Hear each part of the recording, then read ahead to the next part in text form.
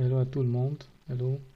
Je voudrais prendre quelques minutes pour revenir sur une dénonciation que j'ai faite sur ma page Twitter en avril dernier, expliquer un peu, étayer un peu les propos. Ça concerne la mairie de Gambetika, même si c'est des faits extrêmement graves. On parle au moins de délit d'initié, conflit d'intérêts, collusion, malgouvernance d'une gravité extrême. Et ça concerne un membre très haut placé du RDPC, peut-être qu'il n'est pas reconnu. Donc tout a commencé, je suis tombé sur ce marché, la mairie de Gambetika. Ça concernait la construction de 6 blocs de 2 salles de classe à Gambetika. Je parle du lot 1, du lot 3, établissement Wafi, 17 millions chacun à peu près. J'avais eu beaucoup de la peine à retrouver cette entreprise au fisc. En passant, ici c'est le site de l'ARMP, dont l'Agence de régulation des marchés publics du Cameroun. Donc par là qu'on lance les marchés, ils régulent, ils font des communiqués sur qui a obtenu les marchés, un peu comme dans le cas actuel. S'il y a des résiliations, des annulations de marchés, s'il y a des contentieux et tout. C'est un pilier des marchés publics au Cameroun.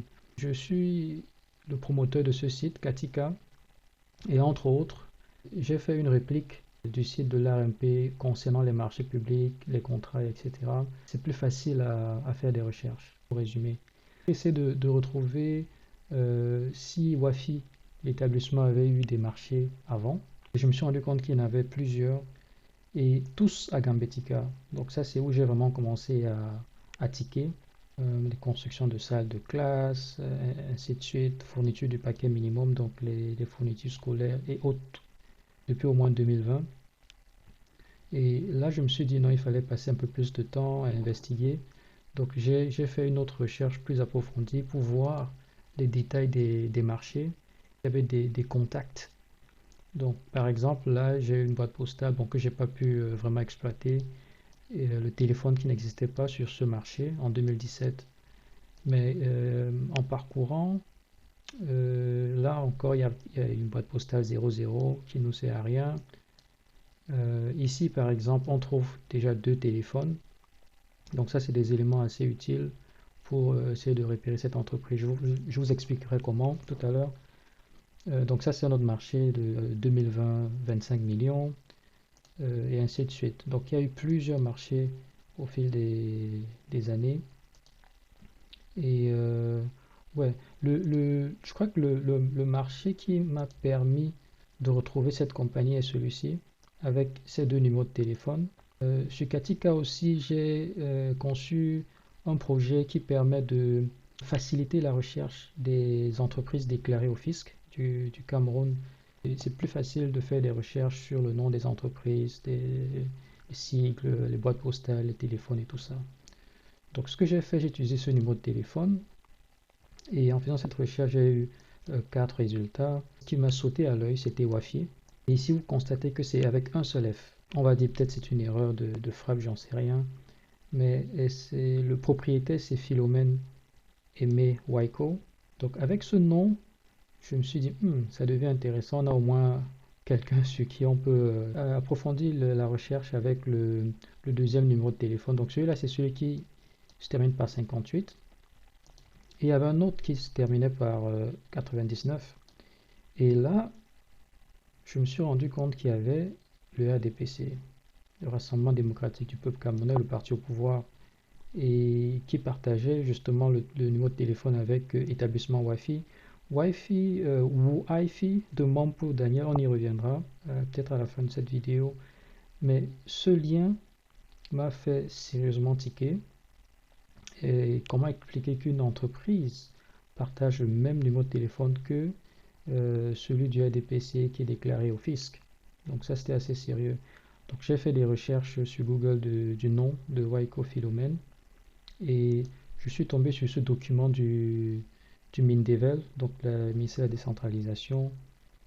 Donc ça, c'est un document qui a été produit en 2020 qui parle de la décentralisation, qui liste les élus locaux, les maires, les adjoints, les conseils municipaux.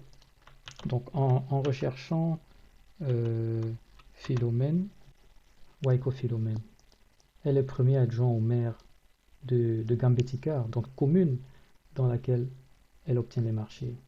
Évidemment, c'est un membre du ADPC. Donc ça, avec les numéros de téléphone, on a des éléments assez concrets, factuels, qui lient le propriétaire de l'entreprise Wi-Fi à Waiko Philomène, premier adjoint du maire de Gambetika, qui s'octroie des marchés publics dans sa propre commune. Donc ça, c'est des faits absolument graves. Sur le site aussi d'Imbea, ça confirme qu'elle est la première adjointe du maire depuis 2020, les élections de 2020. Contre, sur le site du ADPC, c'est où on obtient plus d'informations. Donc c'est une épouse Kou, Philomène Wako, et on parle d'une incontournable financière. Ça, c'est un document qui date du 1er juin 2021. Je crois qu'elle n'est pas connue des médias. D'après ce document du ADPC, c'est témérité, loyale, fidèle, etc., sens de responsabilité, patriotisme. Et ce qui est intéressant, c'est qu'elle est à la trésorerie du secrétariat général du comité central du ADPC. Donc c'est une autre personnalité qui a une fonction clé, essentielle dans le parti au pouvoir. Chevalier de l'ordre du mérite camerounais, premier adjoint au maire de Gambetika. Donc c'est une ancienne conseillère municipale à cette mairie. Ce que j'ai essayé de faire, c'était de récapituler un peu tous les marchés que j'ai trouvés. Tous sont à Gambetika. Donc au moins depuis 2017, peut-être avant, je ne sais pas. Et donc probablement, depuis qu'elle est conseillère municipale, donc avant 2020, elle gagnait des marchés dans sa propre commune. Voilà. Au total, c'est, on va dire, 207 millions de francs de marché public, des constructions de salles de classe, etc. Pour ceux qui ne savent pas, il faudrait faire un tour sur YouTube et chercher un peu Gambetika. Je me rappelle qu'on avait ce reportage de Equinox qui parlait de cette zone qui est vraiment au milieu de la forêt, précaire, les établissements qui sont en état de délabrement. Pareil avec ce document de Canal 2 qui ont fait un reportage en 2019, donc il y a à peu près 4 ans. Et c'est une zone qui est assez démunie, isolée. Si vous voyez l'état des routes, c'est absolument impraticable. Ça ajoute au fait grave de ce problème. Ça, c'était un rappel d'interpellation que j'ai fait en avril dernier. Vraiment, si je peux vous demander une chose, c'est de relayer ce message, parce qu'il ne faudrait pas que la CONAC, les TCS, les députés et les autres élus locaux disent qu'ils n'étaient pas au courant. Les journalistes en particulier. J'ai fait cette interpellation le 14 avril avec tous les documents détaillés, les liens, tout ce que je viens de vous montrer. Par contre, aujourd'hui, il y a un petit bonus. J'ai regardé un peu 7 autres personnes. Mompou Daniel, nom de la compagnie juste avec un OU en plus, Wafi. J'ai pas trouvé de marché public ce nom, mais je crois que c'est un fonctionnaire depuis au moins 2019. Bon, est-ce qu'il a quitté la fonction publique ou pas? C'est le ministère de la fonction publique qui nous le dira. Donc un arrêté qui porte résultat définitif du concours d'entrée à la fonction publique, 120 instituteurs. Ouais, ici, à la deuxième page, vous avez Mompou Daniel. Bon, c'est possible que ce soit un sosie, hein. Ce sera aux autorités de bien nous expliquer tout cela. Donc là, c'est le certificat collectif de prise de service. Que le nom se retrouve. C'était à quelle page déjà? J'aurais dû. Maçonnerie. Ici.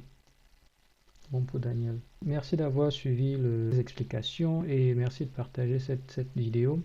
On pourra en refaire d'autres interpellations que j'ai eu à faire par le passé. Merci encore.